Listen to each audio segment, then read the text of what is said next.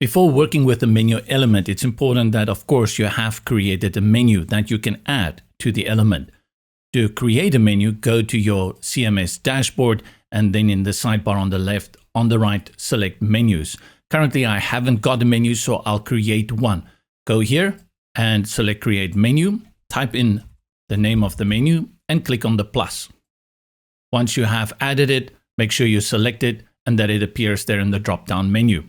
Now I need to add the links of the pages or the posts that I want to add to this page. I'm going to add all of these pages that I have as well as my blog page and then click on add to menu. Once they're on the page, click, hold and drag them into the areas where you want them to be.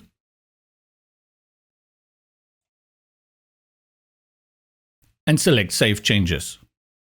Now I've created the menu, and very important at this point is that when you go back to the page, you have to just reload it to make sure that that menu changes have been logged in. I want to add the menu here. I'll select on Add and then select Menu. Now the menu element changes whether you are using free or whether you are using Pro.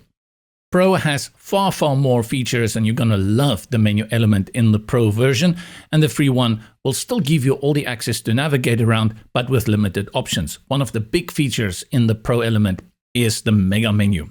Because we already have one menu, it brings in that menu by default and we can't see it because it's on a dark background. But we can see the outline of the element box. Select it and I'll first change the color to white so that we just can see what's going on there. There is my menu. The menu element settings is accessed here in the top right corner on this little gray icon. From the left, this is where you will access the menu that you want to display. If I have more than one menu, it's going to appear over here.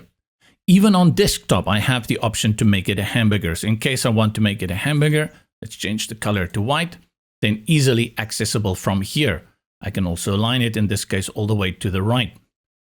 For most times on a desktop, we will leave it as an extended menu, and I can have it as a vertical orientation and then the horizontal. The spacing adds space between the link elements. As with the hamburger menu, the alignment allows you within the container to put it on the right, left, or in the middle. On the settings, you have your basic padding as well as margins where you want to add that.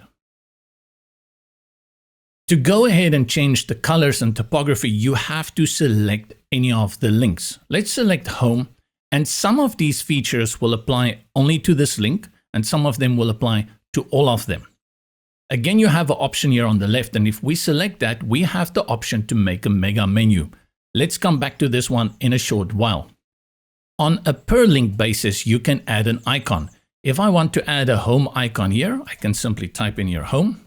And I select the icon that resembles a home. Then I have the option to put it on the right or the left, increase the size as well as the spacing between the link and the icon. Typography is going to apply to all the links.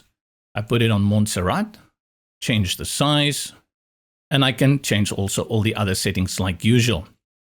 Color is also going to apply to all the links, and you've got three options here. The default that is shown when people hover over it, let's put it on red, and when it is active. Let's click outside and see how that will work.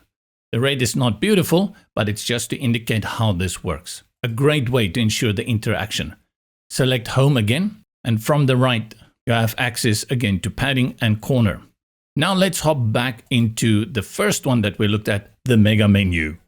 Create a mega menu by simply switching on here, and what you get here is a canvas in which you can bring in any element from the elements drawer.